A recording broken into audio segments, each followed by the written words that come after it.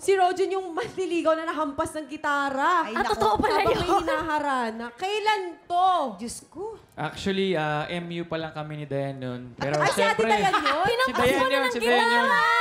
Excited kasi ako manligaw. Siyempre, nag-practice ako ng mga ilang araw. Tapos, nasa sofa yun eh. Tandang-tanda ko pa.